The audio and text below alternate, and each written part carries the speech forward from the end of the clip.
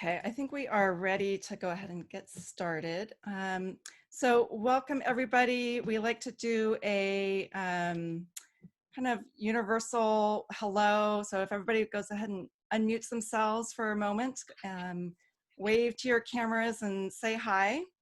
Hi. Nice to see as many faces as Hi, we can. everyone. Hello. Hello. Hi, everybody. Hi, everyone. Hello. Hi.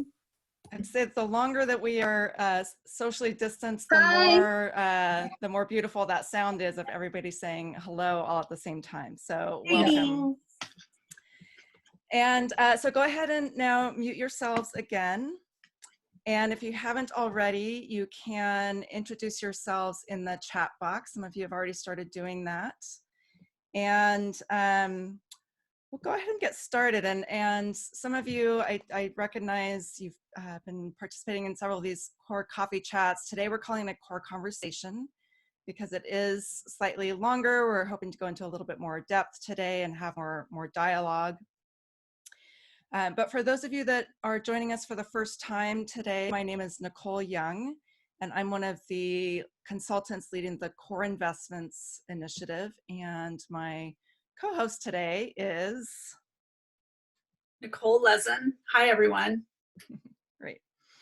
And so we are, again, the consultants that have been leading and facilitating a process over the last few years called the Collective of Results and Evidence-Based Investments, or CORE. And some of you might know it started off as a funding model or a way to award grants to nonprofits providing safety net services in our community.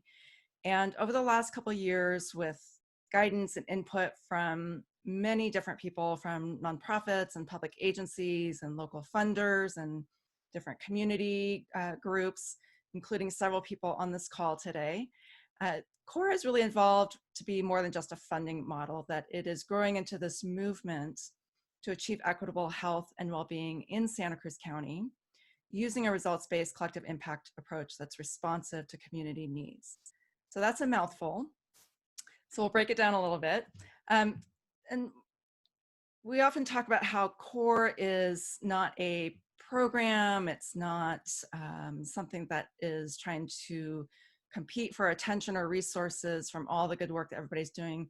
But really, CORE, the big dream is that CORE serves as a vehicle for collective impact. So collective impact might be a term that some of you have heard, or it may be new to you, but really the idea is that it's a way to create a common agenda, meaning agreements about what is our vision, what are our shared goals for a healthy, thriving community, and how would we know what exists now and where there's still room for growth. So that's when we talk about shared measurement, and how would we know that progress is being made, and what kinds of things can we do together that are mutually reinforcing versus, again, creating that competition for time and resources and attention.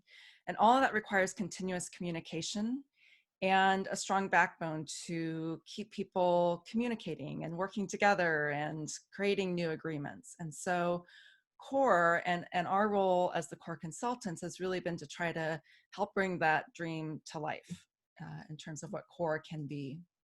And everything that you'll see in the next couple slides have been, again, developed in collaboration with many different partners in the community.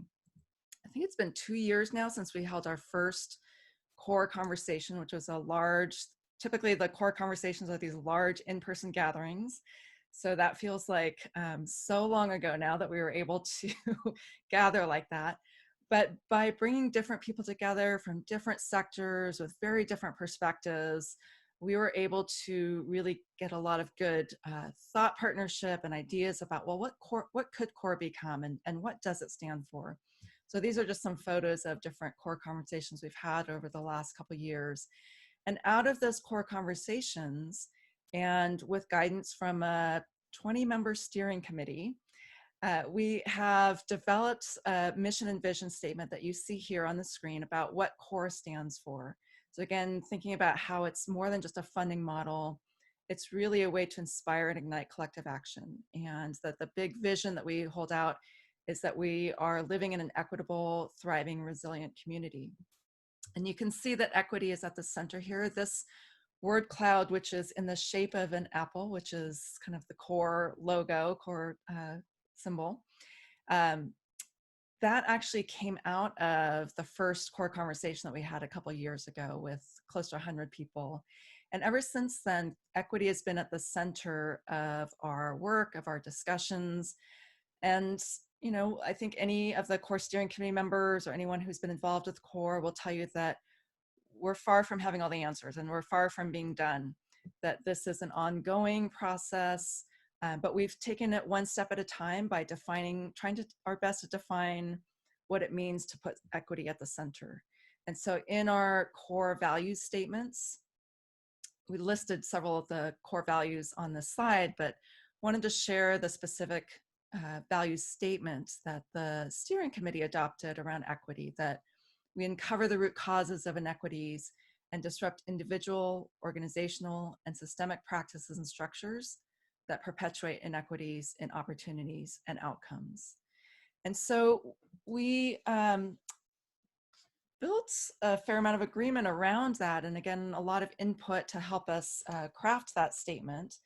But it's been an ongoing process to really define, well, what does that mean and how do we live that value in our everyday work? And what do we mean by centering equity? And so as we have really thought through and kind of fleshed out what core could be as a movement, as a funding model, we've landed on this concept of, you know, our work together is all about creating these core conditions for health and well-being, ensuring that everybody throughout the community, throughout the lifespan, is able to experience opportunities that enable them to be experiencing health and wellness and lifelong learning and education and economic security and mobility, that they live in thriving families and they're connected to their communities socially and civically, that we all live in healthy environments, both inside and outside, and that our community is safe and just, and that everyone has access to stable, affordable housing and shelter if needed.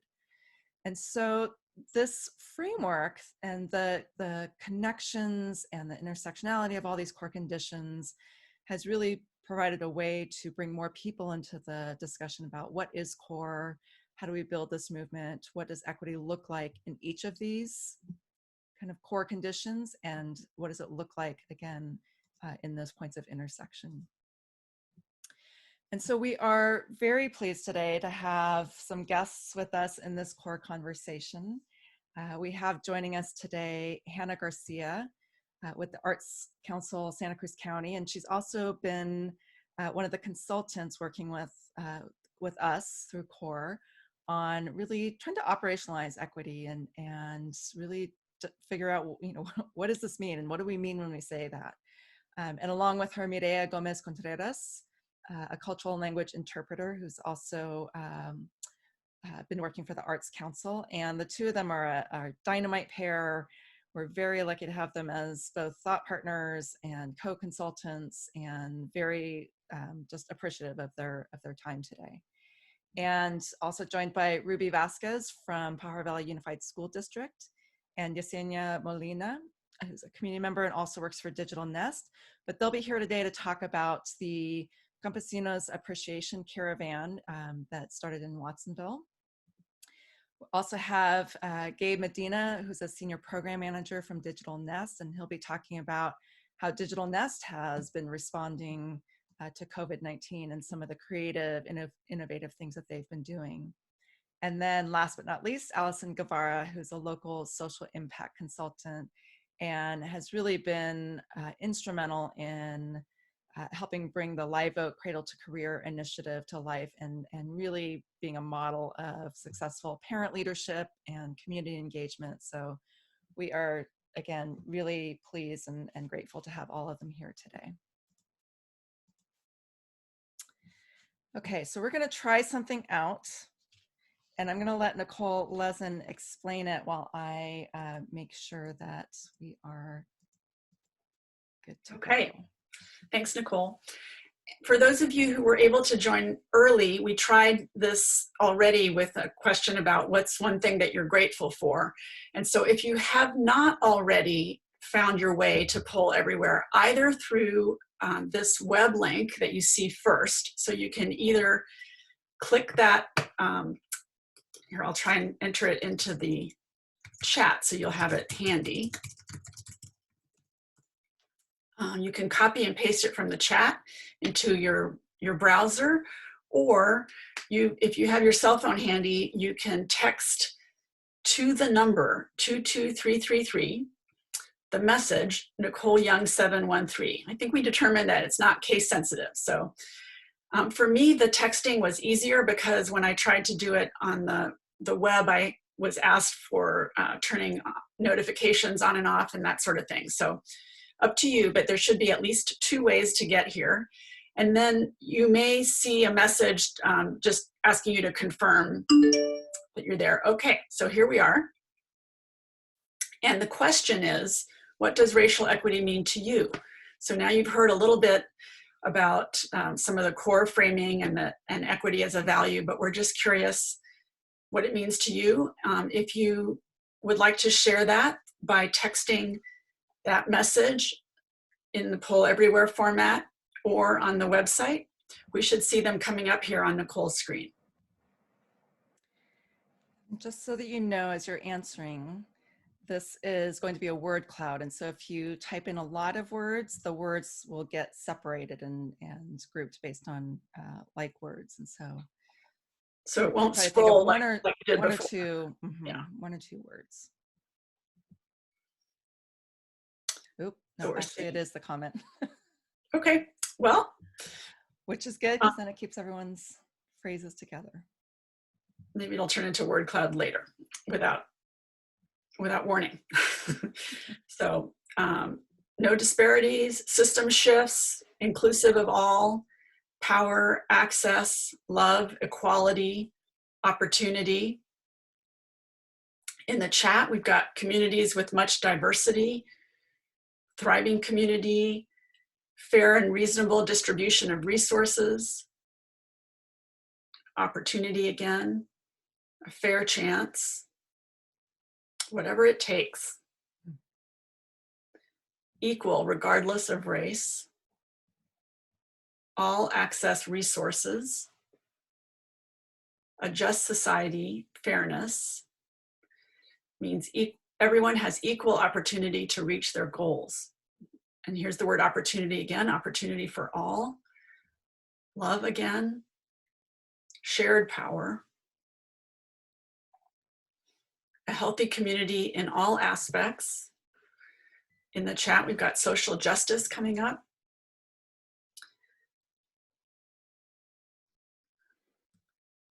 This would definitely not have fit on the word cloud, but I'm glad we have it here. Letting go of the American innocence, blindfolds that allow racial capitalism to continue as the root of our economy. Joyous intertwining of variety. Everyone, regardless of race, has full access to all resources. Still waiting. Institutional opportunity. Zip code does not define. Freedom. Realizing a society in which no one's denied access to resources or opportunities due to his, her, or their race or ethnicity. Got compassion, social justice again. Well, as someone said in the chat, this is great crowdsourced wisdom, and definitely seeing some different words and nuances, but a lot of the same sentiments coming through. So thanks for participating. So I'm going to give it like maybe 15 more seconds to see what else comes in, and then we'll move on to the next slide. And then I believe that once we move on to the next slide, you might still be able to enter your responses, but we won't be seeing them. Yeah, but we'll track these. And just so you know, if you already responded once to the question, you're only allowed 1 response. And so you might be getting a message that you can't respond again. Okay, it's hard to cut off these. And it is because there's coming in. There's a couple more coming in. Yeah. In the chat too. Okay. 5, 4, 3, 2, 1. Oh, great. Thanks, everyone. So now that you've shared what racial equity means to you, we also wanted to give a little bit more detail about how we've been working with some of these concepts within CORE. So we borrowed from the Race Matters Institute this spectrum of diversity, inclusion, and equity that you may have seen. And it's just trying to get at the idea that there's a mix of actions that we can take within organizations and interpersonally, as well as looking at results and outcomes. So we might look at the diversity of people within an organization, for example, to bring in different perspectives, which is important, but not by itself enough to really look at inclusion, getting at the different dimensions of power and voice within an organizational culture, for example. And that can change the quality of outcomes as well as the results themselves. And so when we look at this from an equity point of view, we want to look at all of this, the diversity of people and perspectives, the inclusion of power and voice, and particularly the different results that can occur when we do look at things differently and operate differently. So within CORE, we've been using the definition from the Government Alliance on Race and Equity, or GARE, from a racial equity here training. And it, to us in CORE and to many of the people we've been working with and participating in conversations about this to try to operationalize, as Nicole said, equity within CORE and participating organizations, we've looked at closing gaps so that race can no longer predict success. So it would also mean improving outcomes for all. And sometimes these are difficult conversations to have, as well as concepts to share. And so we've really been working on being as clear as possible when we talk about racial equity. Next slide, please. And particularly looking at what's needed to close those gaps. So some of you reflected some of these same ideas in your own comments about what racial equity means to you. But we really think about the need to center communities of color who are most directly impacted by racial inequity, and then moving beyond service systems, as important as they are, to transform the policies and institutions and structures that are historically entrenched and are tougher to dismantle and address. So we're going to get into these dimensions, to be listening for them and thinking about them and have an opportunity to talk about them in some small group discussions. But first, to stimulate our thinking about the many different levels at which racial equity can operate and at the opportunities that we can see within this current crisis for addressing some of those historical and systemic inequities. We have the guests that Nicole introduced earlier, and to set the context for those conversations, Mireya Gomez-Contreras is going to take over. Mireya, are you there? I am. Hello. Great. Welcome. Thank you. And actually, if you Sure. want me, yeah, I can jump in. I actually, thank you. Thanks. And I just got your slides, so Oh yeah, no problem. Thank I'm gonna you. put it up, yeah.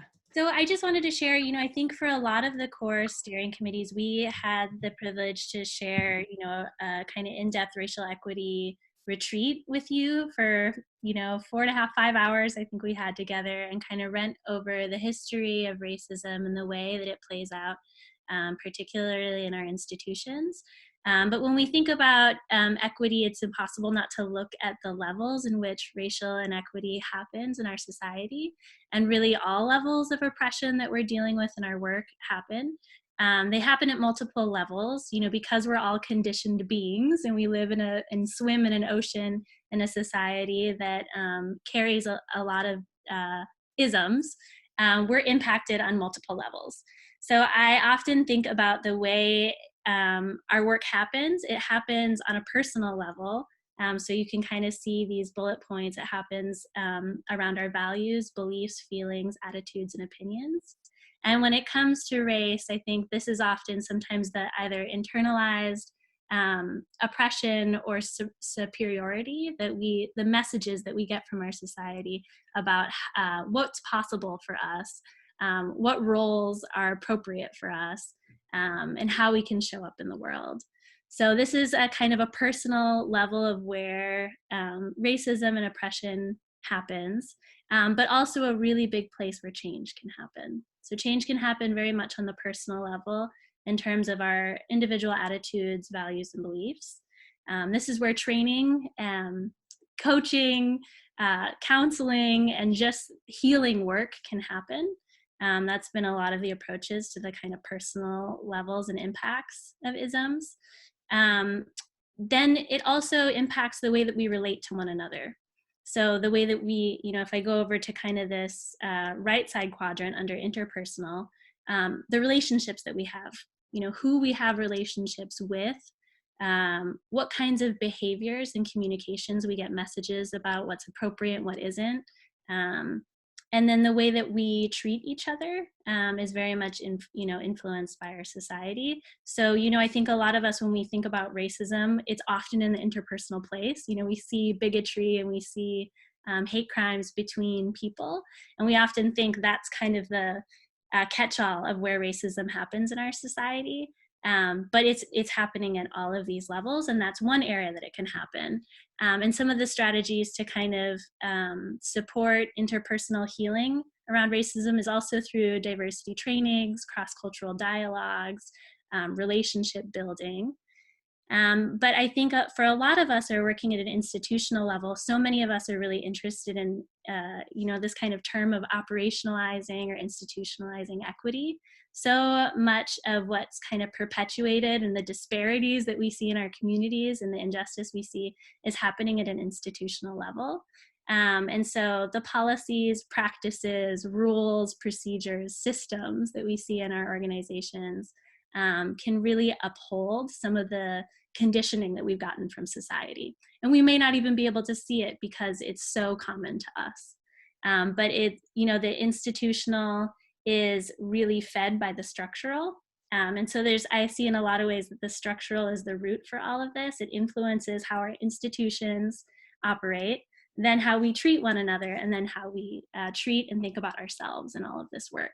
So change can happen at each of these levels. I think at the institutional level, there's a lot that can be said for policy change, for leadership shifts and changes, for creating new institutions that support equity and justice, and for just new practices, new ways of doing our work, new ways of relating to each other inside of this work.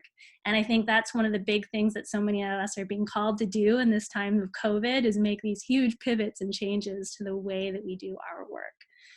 So institutional change is a big piece that I think in the kind of the whole circuitry and machinery of how our society operates, institutions play a really big role in making shifts at that kind of institutional level, but also the interpersonal and personal level, because people run institutions. And then I think the final one that is the seed of it all is this structural kind of cultural level of oppression, racism, but also potentials for change. And so I think a lot of that is our worldview, our narrative about what's true, what's right, what's beautiful, what's professional, what's okay, what's the right way to do things. Our stories about the world, the kind of cultural climate that we're in, our sense of values, our shared values, unwritten rules, media, opinion, dynamics, norms, and then a big piece of this is our history and how our history influences where we are. So a big way, I think, to support structural changes include highlighting our history and root causes for why inequity exists in our society, since this is kind of what it's born from. And then challenging, I think, myths and ideologies and working for ways of telling narratives about what's possible for us and what role each person can play. There's a lot of change that can happen through narrative and through storytelling and through culture in media. So I wanted to highlight these because I think so many of the people who are making pivots right now in this time of COVID are making changes at multiple levels, from the structural level to the interpersonal to the institutional to the personal. I think these are all areas where we have to see shifts and change happen in order for transformation to happen, in order for real kind of social change to happen. So I wanted to also highlight these because so many of the speakers that we'll have joining us today are working at the intersections of these levels in so many different ways. And one of the things that I'd like to invite the participants to think about is just where do you see change happening? On which of these levels do you see change happening? And probably for a longer term conversation, at which of these levels are you working towards change happening? And maybe even a bigger question, how can the core steering committee, where can we work? At which levels can we influence change? So I just kind of wanted to go over those as a framework for thinking about our work. You know, we're all working at multiple levels. But I'll turn it over to Mireya to just kind of share a little context about why we're having this conversation today and with the speakers we've invited. Thanks, Mireya. Thanks, Hannah. I won't take much time, but I'll just share a couple of bullet points worth of some context to transition us to the best part of this agenda, which are our guests. And so I just wanted to say, you know, inequities, we know that inequities existed long before COVID, but the virus and the sheltering in place have exposed and exacerbated these inequities. Like Hannah said, many people and organizations have banded together to implement rapid responses to COVID. You know, some of these have been featured in previous coffee chats, and as some of you know, they've been on philanthropy, education, arts, and the undocumented neighbors. And today we want to hear from a few people who've been working directly with community members to identify urgent needs resulting from COVID. And they'll be talking about the creative ways they've collaborated and really led community-driven solutions. So I'm going to be passing the baton right over to, right back to Hannah to kind of guide our panelists through some of these questions and answers. Perfect. Thank you so much, Mireya. So I'm going to invite Yesenia and Ruby to share a little bit about the work that you're doing with the Campesino Appreciation Caravan. I know this has been big work that has attracted a lot of media attention. And so I'd love to hear your idea, or just kind of to share with us, how did the idea come about? How did this project get started? Okay, I think I'll share first. I'm Ruby Vasquez. Thanks for inviting us to join the conversation. I've attended many of them, so it's nice to Do you think it's cool that I could share photos? Oh, yeah. While you, okay. Yeah. Thanks for the invitation.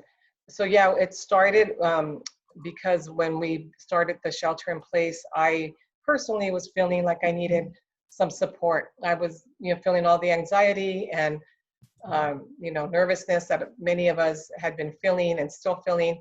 And I just really needed to be surrounded by, well, not surrounded, but on Zoom by, people who I love and know are like committed to our community here in Watsonville. So I called a Zoom meeting of about 12 people.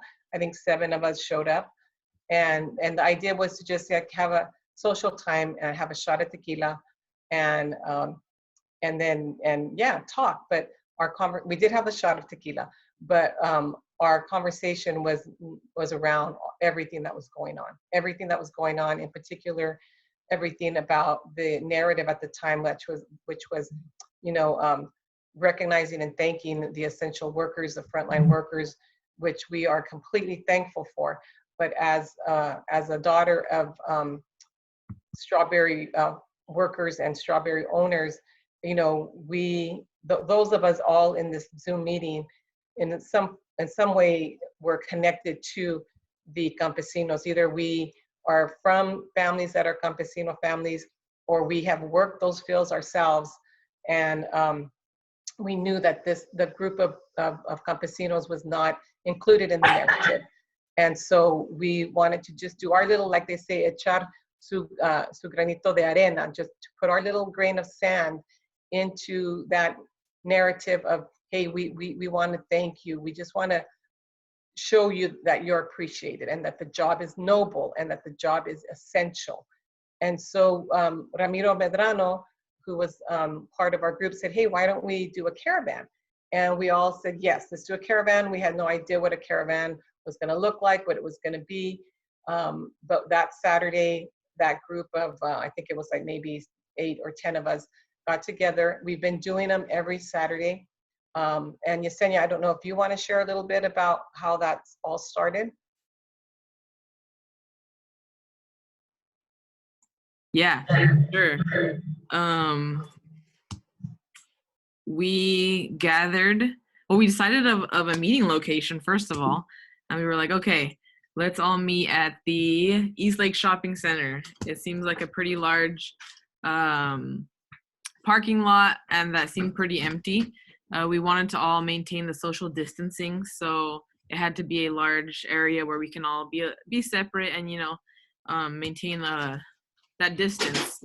And so we pulled up that morning, we gathered, met everyone, saw everyone's beautiful faces, because it had already been at least a few weeks, maybe like a week or 2 weeks that we hadn't not been able to have that much contact with friends and family. And so we met up there, kind of discussed our routes.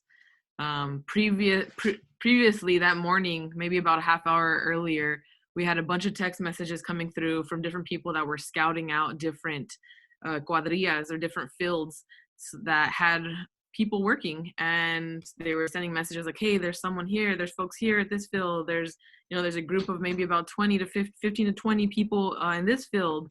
And so that was helping us kind of guide what our route was going to be. From there, we decided, hey, since you scouted out, you're gonna lead this first leg of the caravan, and myself and my partner have a Jeep, and we have a really large sound system. So we put a bunch of speakers in the Jeep, and we had a microphone attached, and we were maybe like half in the middle of the caravan. I would say we had about 15 cars the first caravan, and we started heading to the first fields. And from there, I think it was when we all first felt that really beautiful experience of, man, that power. We drove up, and it was a little surreal, because we noticed, like, we weren't too sure what to expect, I guess. And so as we drove up, we started honking our horn, getting their attention.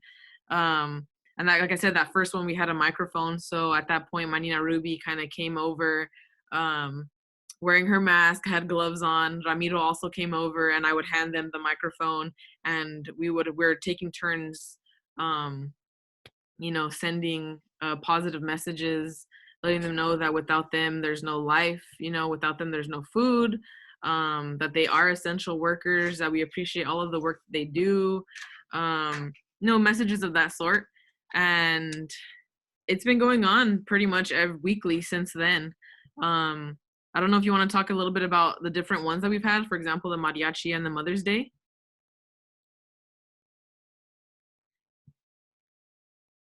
So I can continue. We had one specific one where we joined forces with La Alianza, with Oscar Rios, and they were able to help us fund a group of mariachi to come and play for a specific farm. And that was one of the most beautiful experiences, I think, in terms of just hearing the music echo through the trees that were there, the eucalyptus trees, and hear the trumpet, and just really, I was able to engage with some of the workers and kneel down, with a little bit of distance, but ask them, like, hey, what do you really think about all this? Because sometimes, as organizers, it's we're not in the fields working, and so we're unsure sometimes how they actually feel, and really all the feedback that I got was extremely positive, that they really appreciated the work that we were doing. They felt appreciated themselves, and understood that it was kind of the spark to something larger. So that's kind of the conversations that I was getting with different people that I was able to speak to out in the fields. The other one was a Mother's Day celebration. So we ended up doing another caravan It was on Mother's Day, and we were able to gather a bunch of chocolates. We bought a bunch of little succulents. And so this photo actually is a bunch of female farm workers that were able to receive some of the gifts that we gave. We also handed out Rosa's like art piece, and it had like a mother hugging her two children, both a boy and a girl. So just little gifts, you know, just to recognize them. And the next photo is of some of the packets that we send out. So not only are we driving by playing music, saying kind words of recognition, we are also, every single caravan, we put together packets of information. So this one is another piece of art by Rosa, who kind of put basic, I think there's like 5 different techniques on how to maintain the social distance, how to wear your mask, how to wash your hands, and just how to take care of yourself, you know. And if you're not feeling good, make sure you go to the doctor, check yourself out. Don't just push through and continue working, right? Take care of yourself, and that's the only way you're able to take care of others. So this is like some of the papers that we are handing out, information about the census, right? Making sure that all of us get counted. That's something that's super important. Not only them, but their children, right? Information on how to take care of yourself in terms of like a heat stroke, right? How to identify if you're having heat stroke. There's information like the red cards. Yeah. I'm sorry I lost connection. I barely was able to join right now. So thanks for, you know, taking it on. But did you mention the recorded messages? Not yet. You wanna Yeah. jump in on that? Yeah, I'm so sorry. I just wanted to share. What's that? Yesenia, and I just wanted to make sure too that to give time for our other couple speakers. I don't know if you wanted to share maybe a final 30-second something or other. So, and we'll be able to come back and close. Okay. Mm-hmm. So our time's up then, you're saying? Yeah. Okay. All right. That's fine. Yeah. I'm just, I guess real quick, we were able to get, I think, national recognition. You know, people from Chihuahua, Mexico were recognizing us, the work that we're doing. And this is also spread. It's gone to Salinas, it's gone to Gilroy, right? It's gone to San Diego, and a few other places that didn't add in here. But just knowing that from this one thing sparked a larger movement. And I think we're going from the interpersonal part, right, of how people view campesinos and hoping to change the narrative. And kind of slowly our group is traveling to the more institutional, right? Changing policy, changing procedure, the way people are doing things in the field. And so, yeah, I guess that's kind of all I wanted to say. I don't know if you want to say a few words, Nina. I think it sounds like we're out of time. Thank you both so much. I think the thing that I really appreciate is just how much this has shifted, I think, how farm worker families get to show up in the media. You know, you've kind of affected it at this big level by getting media attention, and this narrative change that both you and Ruby have spoken to is so important, but then also the interpersonal and the institutional. And I would love to hear your thoughts, you know, when we bring it back to kind of a wrap-up reflection, like what would you see as like a necessary next step to keep that change happening, to keep that work going? But I feel like we could have dedicated a whole call just to this, because this is such a big, beautiful project. So thank you for sharing and for your time on this. And yeah, I'd like to make a little bit more time at the end for kind of closing thoughts. Awesome. I'm going to throw our Instagram and Facebook handles in the chat just so people can check it out on their own. Yes, please. That would be awesome. Thank you. Okay, great. So I'm going to turn it over now to Gabe Medina with Digital Nest. Welcome, Gabe. And I would just love to hear a little bit about what Digital Nest is doing right now to kind of respond to COVID-19, the work you're doing in your community. Absolutely. So what's up, everybody? My name is Gabriel Medina. I'm one of the senior program managers here at the Digital Nest. And I'm just going to have a conversation with y'all about what our response was to this huge epidemic that hit us out of nowhere. So within the Digital Nest, we are a youth development center. And our goal is to really make our members career ready, right? To get them ready for the workforce. So when we first hit, we were actually mid-program season. So we had to pivot from face-to-face over to virtual. And because we have such a great staff, a lot of us are really involved with technology. We were able to make a simple pivot by tapping into our resources such as Google Hangout and Zoom and really connecting with our members. Now, with that, we had to develop a few programs in order to make sure that because that connectedness wasn't there, we still wanted to maintain that somehow. So we really paid a lot of attention to focusing on student and parent engagement, not the usual phone call that you get, right, from the school or somebody who's calling to follow up with you, but more of a, how are you and your family doing? What resources can we provide to you guys in order to assist you during this difficult time? So by doing that, we were able to capture a lot of information. Some students were extremely bored at home and wanted something to do. Others were just going crazy because they had no idea, that they were going to be babysitters, as well as being a student, as well as being work as an instructor. So we were getting a lot of information from our members. So we pivoted our programs to really fit like a puzzle with what their needs were. So we responded with a few different things, and I'll go ahead and share my screen. We have this up on our website right here, and I'll just kind of navigate to it. This is one of our first Zoom meetings right here that we did. We had to screen capture that right there. So here are some of our program responses that we did as the Digital Nest. So one of the big things that came up was engaging members during a time where we really couldn't engage with each other. So one of our programs, the People Projects and Leadership Program, helped to develop what we're calling Nest Core. And this was to get members together to work on a community-based project that they were passionate about. And with that, we had several people come on board. And mind you that a lot of our members that participated in Nest Core were actually in schools out of state, and they were back home and they wanted to find a way to reconnect with their community. So they joined in Nest Core and they took on a few different projects. One of them being a resource website where we were just gathering all this information that was out, going from organization to organization and centralizing everything from student resources to parent resources to counseling services. So we made sure to tap into our individual networks to make sure that we were getting this website together where people could go as a resource. Another project that we were working on within NESCOR was engaging young students. We found that a few teachers were struggling to engage with their students, especially the elementary school kids. So one of the NESCOR members developed a project where they actually created short videos where they were reading and doing DIY projects for students, showing them how to engage with art at home with the supplies that they had. So that was a really cool project that came out of that. Another one was the support of the Campesino Caravan. We have a few members on there that are helping with social media engagement for the caravan. And really excited about that. When Ruby and Yesenia were talking about that, that was a huge community response, and we were happy that some of our members from the Nest saw that and really wanted to highlight this opportunity to make sure that we were getting engagement across the board, not only within our community, but at the state and national level. So that was a really awesome project. And out of that, we started engaging our members more, right?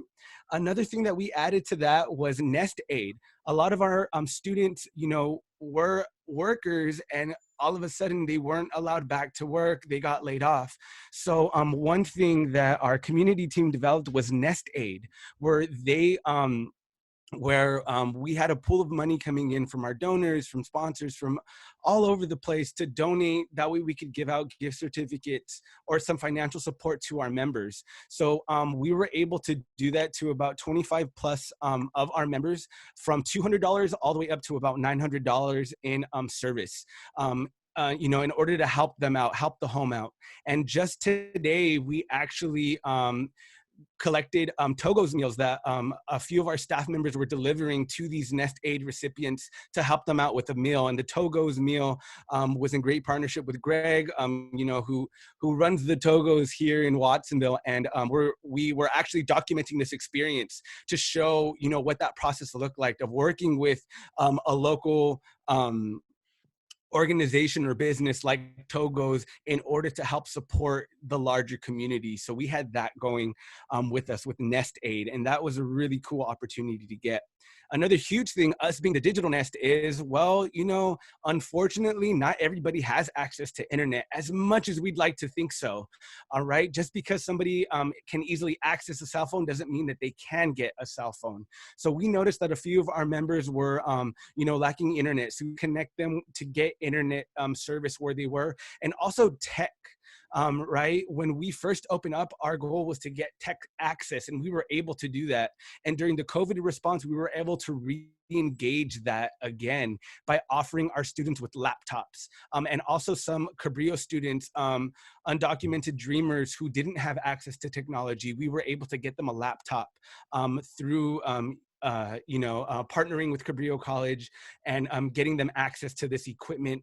So it was a laptop that had the Adobe Creative Cloud, which was an industry level software that we use here at the Digital Nest to bring up our career skills for our members. Also, so that's within programming, right? We developed these different programs as a response to COVID-19. Another cool thing that, you know, we haven't really put out there that I'm doing with a lot of our interns is we're creating videos about individuals going through a tough time. One of the videos is one of my members has a learning disability, and he's doing a documentary. He's been documenting himself during the shelter in place to show you what he's been experiencing being somebody who doesn't have who needs that one-on-one attention. And he wanted to show people how difficult it was for him with a learning disability to, you know, really be home and not have that additional support that he would get at the school. So I'm really looking forward to that. A few other videos that our members are creating are narrative videos about COVID, right? There's one video about a young girl who doesn't realize that she's been living in a dream, and then she wakes up and she's actually in a nightmare. So I allowed them to get really creative with that within my group. One of our other groups, People, Projects, and Leadership, and this is with the Watsonville, in partnership with Watsonville High School. Our other group was able to assist the Watsonville Film Festival screen the virtual films that we had going on. So we were able to partner with the Watsonville Film Festival to revive that, because we had so many good films that needed some screen time, and so much hard work went into this that that group went in and took on creating a whole virtual festival. And I'm hoping that some of you were able to watch some of those awesome videos for the Watsonville Film Festival. So that was another thing that a particular group within the Nest was able to do. And then let me talk to you about our business team. So our business team are our top members who have gone through our programs, are level 1, 2, and advanced, and they're now being placed in business where they actually get paid opportunities. So at first we were really scared to see, you know, what was gonna happen. And we actually got a lot of organizations asking for videos. So that was able to, you know, jumpstart our video team in order to create the Salud para la Gente video that gives you a walkthrough of what the virus is and what you need to do to protect yourself. Another big project that we worked on was at A31. We noticed not every organization or company had access to a website, right? Or had access to put something like that together because they just weren't tech savvy or they didn't have the resources. So our business team went in and developed a website where we're centralizing all the local small businesses and organizations that provide a service within Watsonville into this website right here. And pardon my internet, it's super slow. My grandma's playing Call of Duty right now, and I've been telling her I need the internet, but she just doesn't listen. All right, so here you go. Our Watsonville local directory that we developed right over here. And if you go to a31.org, you'll be able to see a few of the businesses that we're already highlighting, which is another response that our business team to COVID. And right now, you may have heard that our business team is actually helping the local high schools get a virtual graduation ceremony up and running right now. So that's a lot of the things that we're doing at the Digital Nest. We are a big team now compared to what we were 3-4 years ago. So we're able to really tap into these different areas and provide these services within, within the skills that are teaching our members to be career ready in the time of COVID, which is intense. But the response has been tremendous. We've had a lot of support from organizations, and we're looking to continue, not only supporting our members, but our communities at the Digital Nest.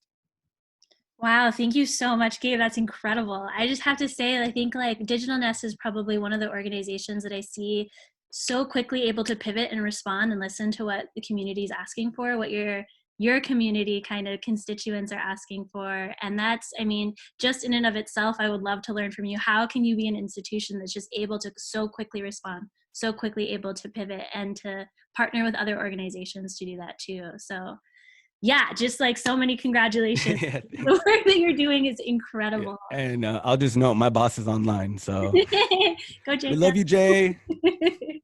That's wonderful. Wow, I mean, I have just like a whole list filled of questions that I would love to ask you. And again, I think this is a piece we could have dedicated an entire Zoom call to. And since we have, I want to invite, I think, Allison to join us too. But I think, Gabe, one of the questions that I would love to ask you is just kind of a closing thought towards the end is how to make these pivot changes last. What do you think the lasting change is going to be for the community, all of these new programs and all of these new ways of responding you've been able to do?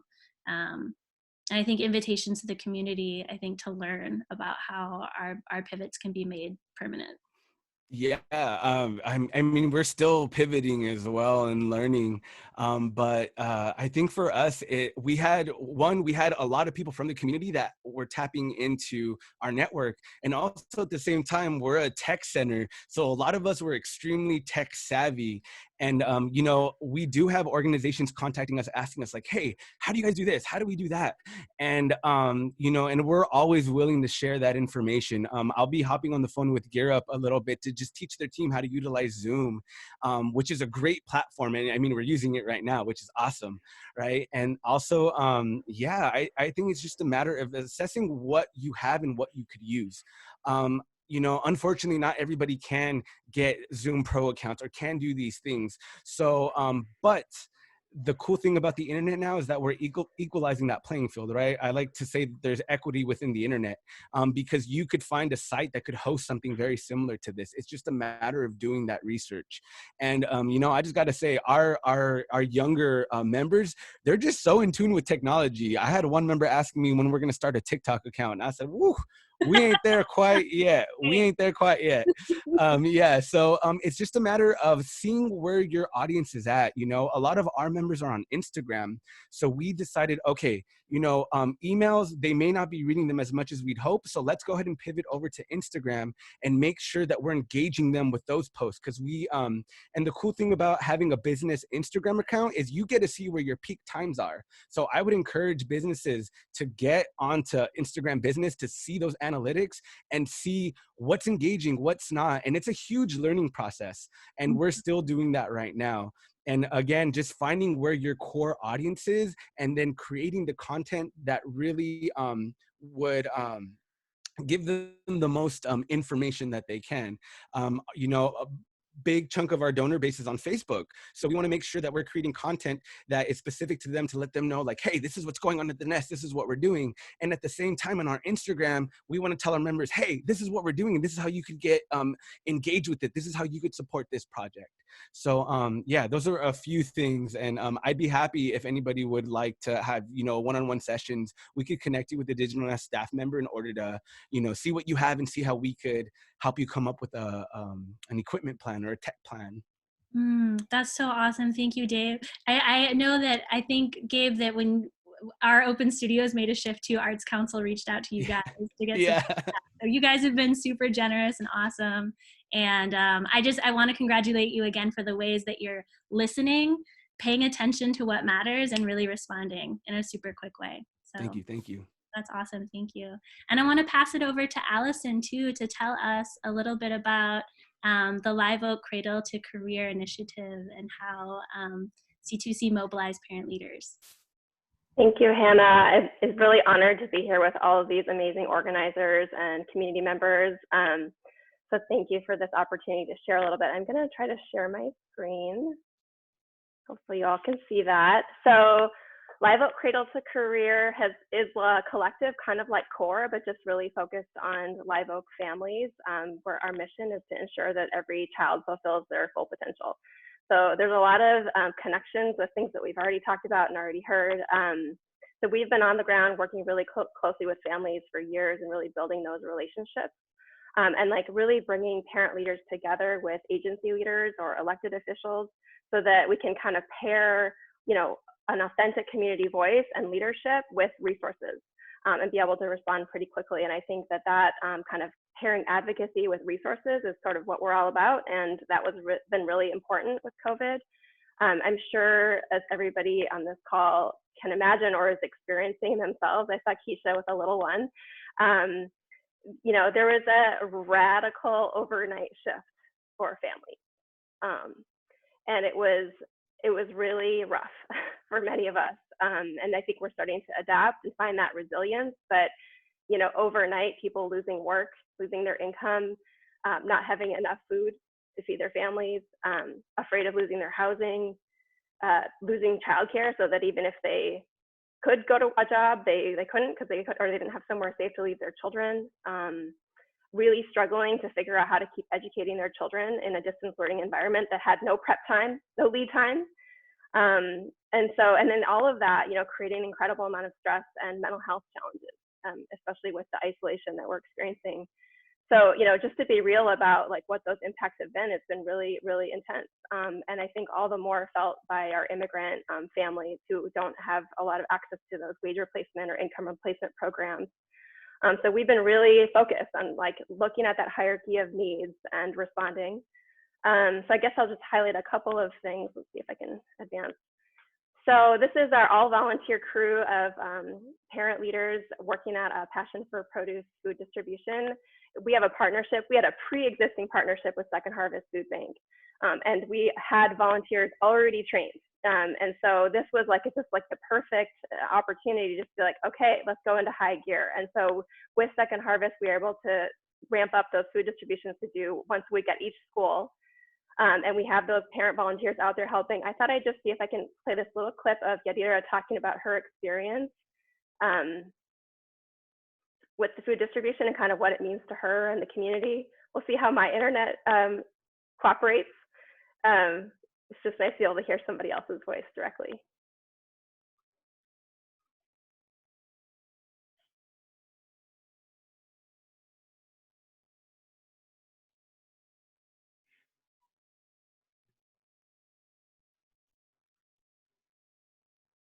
Allison, I'm not getting any volume.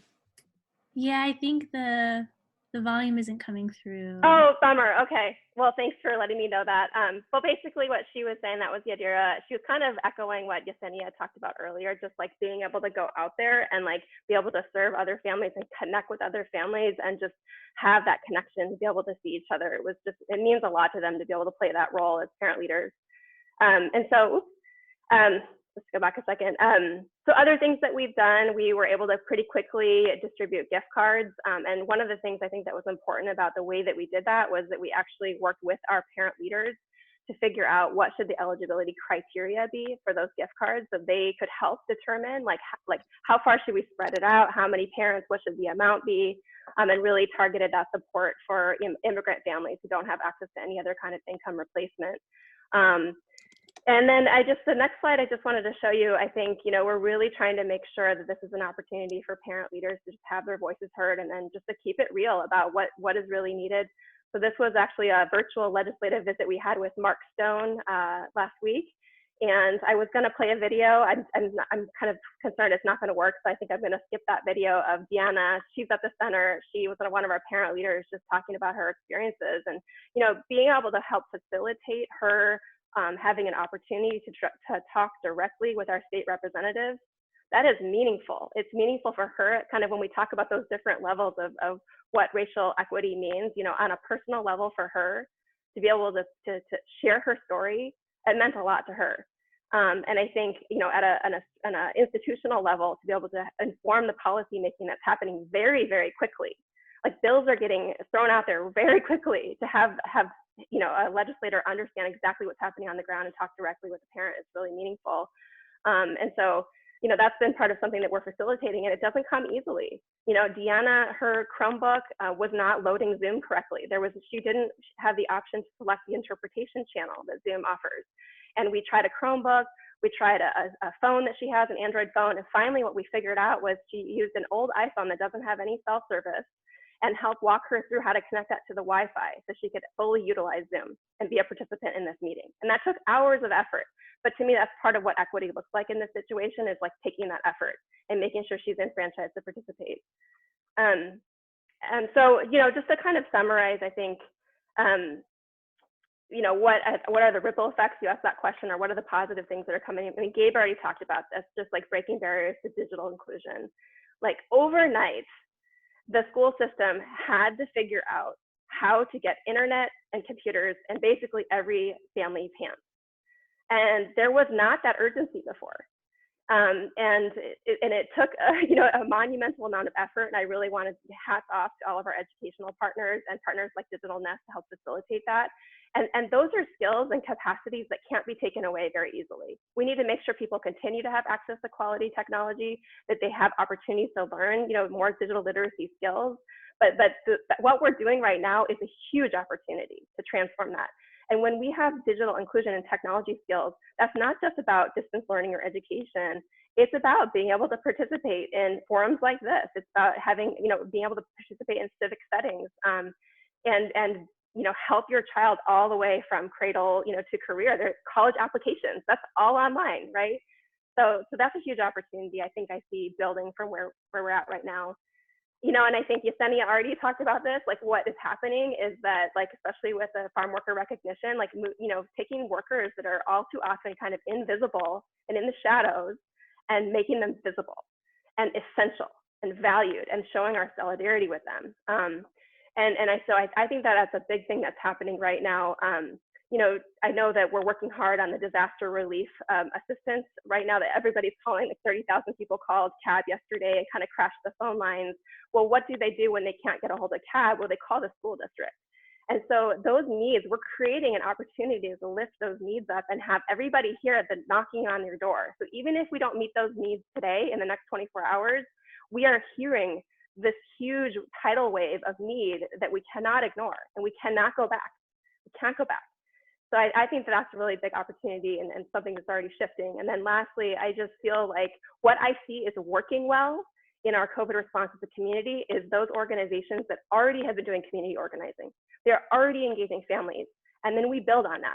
And so we have to invest in that. We have to invest in that grassroots type of organizing, because that is our greatest strength. It's those relationships, it's the interpersonal work of racial equity. So, I'm very optimistic that a lot of these things, as hard as it is right now, it's really hard, there are the seeds of some amazing transformations. So thanks again. Wow, thank you so much, Allison. This is incredibly inspiring. And I actually kind of just want to leave that last slide of yours up as kind of a how-to map for guiding, I think, the ways that we respond to this time period right now. I think one of the things that so many of us have to think about is how are we going to break the barriers? I think that we're already there, but now in this time of COVID are exacerbated, particularly the digital divide. And I think one of the things that I so appreciate about your work is it's building access, but it's also really about building power. I think through the relationship building that you've done, you've really worked with the family leaders to build power for policy change. And I feel like that's like hitting every different level of the racial justice kind of change wheel, from interpersonal all the way up to structural. So I just, big ups, I think, to the work that's being done. And I think it's a really powerful example for the way that the rest of us can think about our work and making those changes real and lasting. And I think one of the things that I really want to hear from you too is just, what, because I think I got a chance to ask Gabe and Yesenia this, and we'll have more time and reflection. But, I think how to make this work lasting, and how to just kind of continue the shifting that's happening. So maybe I'll just kind of set that on the burner for you to answer kind of at the reflection time. But I would like to open it up to the larger group to just share if they have other examples of kind of good, effective community-driven responses to COVID right now. You know, I think we've got a lot of wisdom in our communities about ways to respond, keeping racial equity in mind. Listening, I think the big theme that I really heard from Yesenia, Ruby, Gabe, and Allison is just really listening to what's needed in our communities, listening to those needs, and then really responding and building power and visibility around them. So yeah, I'd be curious if other people have examples. Hannah, I see that Gail has her virtual hand up. Gail, did you Oh, want beautiful. to Thank you, Nicole. unmute yourself and say something? Yes, thank you. This has been wonderful. I actually have a question, and it comes from sort of the heart of all of this. There's so much beautiful stuff going on and all of this that we want to keep, and this is just this sort of time for change and a time when there's so much possibility and we need to have our eyes wide open. And for me, a really important nugget came when Gabe was talking about the student who created the video about the challenges he's been having with this at-home learning situation. And there was a piece in the Inceptor and also on Democracy Now! This past week with Naomi Klein, and then on Democracy Now! Juan Gonzalez actually added to her thinking, but it was this kind of idea that we could really be shifting toward a screen new deal, she called it, where really the future of education may be much more digital than it has been in the past. In reality, there's a chance students may be at home again in the fall. And I know as a working parent, it's been really challenging for me to try to keep my 8-year-old on track. And other families have challenges much greater than mine, including students with learning disabilities, you know, parents working multiple jobs, all of these equity issues. And it's just sort of, it's kind of a question that I'm throwing out there, you know, how do we keep the good of what's happening and also really ensure that students don't fall through the cracks? I mean, I heard from a teacher at PB High that their attendance has been down 40 to 60% through all of this. Some of those students are working in the fields, you know, just that big picture kind of, but thank you. Thank you so much, Gail. That's great. Was there anybody else who had examples, questions, or comments? Hey, this is Sarah with United Way. Sarah. Hey, thank you so much for this. It's so inspiring to see what folks are doing kind of on the ground to get those immediate needs met. One thing United Way, because as many of you know, we coordinate the Youth Violence Prevention Network and 211, is we've been trying to ask ourselves, like, what are the gaps, and then what role can we play from that countywide perspective in terms of kind of filling those gaps or making those connections. So we've done, you know, youth needs surveys with youth and families and youth serving organizations. But our most recent effort is we are going to be partnering with the County Office of Ed's School Integrated Behavioral Health Initiative. They have a big convening that's taking place next Thursday from 9 to 11. And really we're joining forces to map out what are youth and family supports over the summer. And so essentially resource mapping to see and identifying, okay, what are the gaps? And as a collective, as this consortium of school folks, of system folks, how can we strategize to make sure equity is at the forefront of making sure that youth and families have the supports they need? So if any of you are interested in attending that consortium, definitely reach out to Michael Painter or even myself, and we can get you plugged in with that. Awesome. Thank you so much, Sarah. That's really powerful. And I think, again, another example of just like, how do we respond to what's needed right now? How do we make those pivots real and long-term? I think we have time for 1 or 2 more examples. Maybe I'll collect questions or comments too, from any of the speakers so far. I can go next if it's okay. Yeah, sure. Okay. So my name is Arendira Guerrero. I'm from Encompass Community Services Head Start program. And I'm feeling super inspired. And something that Gabriel said I want to like really just acknowledge is that that wellness call, what we called them. So that's one of the things that we did with all our families, instead of focusing on like, what are our requirements? What is it that we need to get done for funders? The first thing we did is just call families to make sure that they were okay, that their basic needs were being met. And also we understood that for parents, like Allison said, this was a huge shift because we were experiencing ourselves.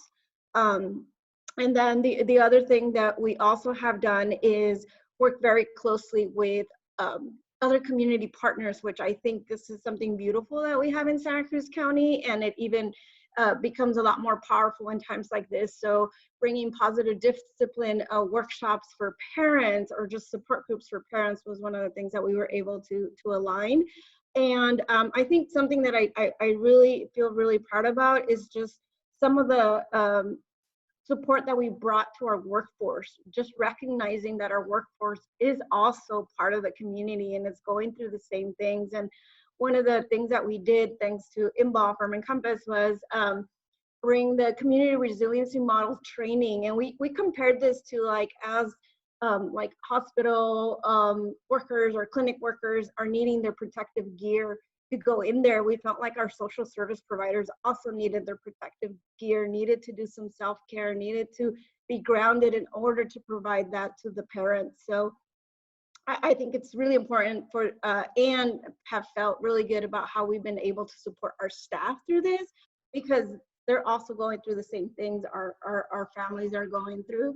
And then in terms of really, when we're thinking about distributing activities to our families, also thinking about providing them the tools or the materials to do the activities, not assuming that the families would have the tools or the activities to do that at home with the children, as well as following up with a call to give them support and direction around the activities. And so really tying those things, and Allison said this very well in terms of needing to spend the time to make sure that whether it be learning gap, whether it be just emotional gap, whether it be like finding the time, not assuming like you're giving somebody information and they're ready to run with it, but really spending that time. So acknowledging it, and then putting not just acknowledging it, but then putting some resources into it and some time into it so that the families could be successful. So I think we doubled the number of families that we were able to get them connected to an email address that didn't have an email address before. And that's just not for them to connect with our services, but to be able to connect to everything that's happening in the community. And we're seeing that as an essential tool families need, and whatever we can do to provide support for them to be able to get that tool, I think it's important. That's awesome. Thank you, Indira. I just want to commend, I think, so many people who are being forced to think about their work so radically different than it's ever been done before. And I think what you had said was really good about just, it's not just like making assumptions about what our communities need, but really asking, listening, and then investing. So I like the way that you had broke that down. And I think the way so many organizations are doing that right now. And I know that we're coming to kind of a closing, and I'm going to pass it over to Mireya just to kind of collect some closing thoughts about how change and shifts could look like moving forward. Thank you, Mireya.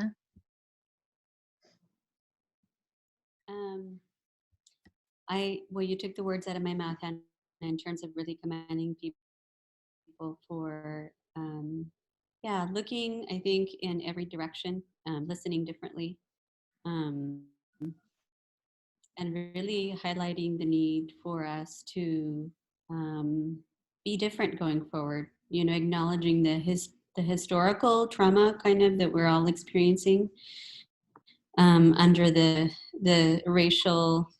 system of racial oppression. It's not just people of color being hurt, and on the other end of it, it's really beautiful to see how the work of kind of what we sometimes refer to as undoing racism or interrupting or whatever word we want to use, attacking it, rebuilding it, it's shared across the community and in different ways. So it's really beautiful to see that kind of diversity of responses, I'd say. And I know, Hannah, you set us up really nicely to return, back to our three panelists to answer the question you put out, which was, how can we, and actually one of our participants said it very eloquently, asked this question very eloquently already. How can we make our equity responses sustainable? So that's, I think, the direction that we're all pointing to. And I wanted to just put that right back, maybe starting again with you, Yesenia and Ruby. If you want to just give us what's on top, what does your heart, gut, and mind and alignment tell you in terms of how we can make our equity responses sustainable? I think one of the things that we're trying to do with the caravan also is build relationships with ranchers. I think that's a missing voice in a lot of what we're trying to do with equity and job, especially with the campesinos. And I think once we can all talk together. I mean, I know the ranchers themselves, they have their fears, they have their reasons why they're not welcoming people onto the ranches, for political reasons, for safety reasons, or what have you. But I think once they realize that it's about informing employees, making sure they're safe, I think the ranchers will create a shift. But I really think that conversation has to happen within our community. There is a farm. I don't know if people are aware of Good Farms. That's a farm that is doing some awesome things for their employees, and it baffles me why other big companies here in Watsonville can't replicate what they're doing. Another ripple effect that I see is with our youth. I don't know if Yesenia mentioned that part of our organizing team is young folks, high school, college students. And I think that's a ripple effect because they're involved, they're hearing the conversations, they're, putting that into their way of being, that, yeah, we need to be speaking up, we need to be speaking up for folks, campesinos, or whoever is experiencing the injustices. And the other thing I've heard a lot about from families who attend the caravan is, they also want, like, their children. They want their children to be aware and build their awareness around what it takes to be a campesino, a farm worker out there. And Yeah. I think we don't provide our children with enough opportunity or discussion on who are those people that we pass by every day, bending down, picking, harvesting. We pass them by. And I'm hoping, and we're hearing that families who participate are having now these conversations with their own children. Thank you, Ruby. We have just a few minutes. Gabe, can I pass that same question over to you and ask, how can we make our equity responses sustainable? And I'll give you about a minute and a half. This is hard to keep into an hour and a half. I know, we need like 2 hours, 3 hours for these type of discussions. I know we're all inspired enough to keep. Yeah. I think one thing that we're doing that I hope gets carried on is showing, if we give technology to our youth and we show them how to utilize it and use it, that could have a ripple effect onto the community that they want to stay in or that they want to develop their skills in. I work with a lot of, before COVID hit, let's be real, a lot of people weren't taking social media seriously. A lot of people were saying, oh, we don't need that. We got a good mailing list. We got this and that. Well, guess what? Our youth are so in tune with technology that they're the ones telling us what needs to be done in order to get that messaging out. So I urge people, the work that we're doing at the Nest is to benefit fit your organizations. That's why we're training up these awesome communities in order to place them at your job sites, right? We have people that we're training for project management. We have people that we're training for marketing and to get your messaging out. Then we have others that are here to create websites and apps for your organizations. And we're hoping that, you know, the silver lining in this is that we're finally getting to see what works and what doesn't work within our organizations and within these systems that we live within. And I think what we're doing at the Nest is really showing our youth, like, hey, you know what, that job may not be here, but keep working at it. Somebody's going to see the great work you're doing and want to bring you on board. So I guess the hope for us is, you know, hire our youth, hire people, create these positions that are super needed. We've been put in this position where we know what works and doesn't. And, you know, and I hope that other systems could work in a more technological savvy way. And it's hard. Don't get me wrong. It's hard to get there. But, you know, as the Nest says, fail forward and we're here to help you, right? To get to that tech level that we want everybody to flourish within. So I hope that helps out with the question. Thank you so much. Ellison. Oh, there's so much said. How can we make our equity responses sustainable? I'm going to bring it back to Hannah and on these levels of change. I think that, you know, on a personal level, we are all, every single one of us right here is digging deep right now, whether that's connecting with nature or, you know, whatever your self-care is. You know, I think it's really important that we stay present and mindful in this work, that it's coming from the heart and that we don't get too much up in here. And we need our brains. But then I think at the interpersonal level, I think we really need to build these relationships with each other. I really appreciate this invitation to participate today and see some new faces and see some old faces. And I guess I invite us all to have the courage to keep reaching out for new partnerships and new conversations like this with a broader group of people. And then I think at the institutional level, like, we have to get counted in the census. People, we got to get counted. We got to raise our voices. We've got to help. The policy making is happening very fast. We need to, you know, when you get a call to action to speak up for a bill or whatever, get on it, like, get the word out. But I think most of all, like, my big takeaway from this conversation and listening to all of you is the power of our voices and of storytelling. And I think that's, you know, I mean, Yesenia, what you shared, just like the images speak 1,000 words.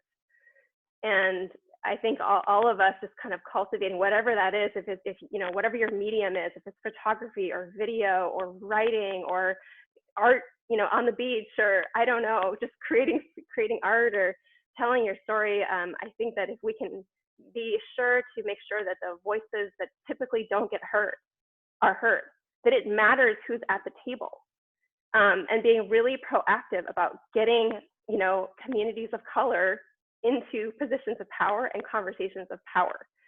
I think, and then to listen, like, that we, you know, do enough listening. So I guess it's like that dance of storytelling, that dance of narrative work to transform our worldview. I guess I think that's what my biggest hope is right now. Well, thanks, Allison. You're echoing so beautifully so many of the themes from this whole afternoon, and just where we started with your definitions, your own gratitudes and definitions of equity, and the idea of voice and power and story, and how they're all interwoven with an idea of fairness that we have yet to attain but could.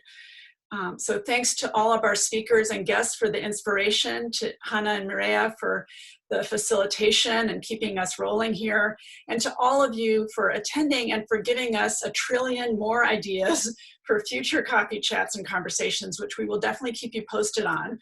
And thanks for hanging in there with us with these new formats and opportunities. We have posted a link, you can see from Nicole Young in the chat, for a feedback form. We pay a lot of attention to these and really use them to try to craft materials that are useful but also inspiring, like today, and a mix of the two. So please do fill out the feedback form.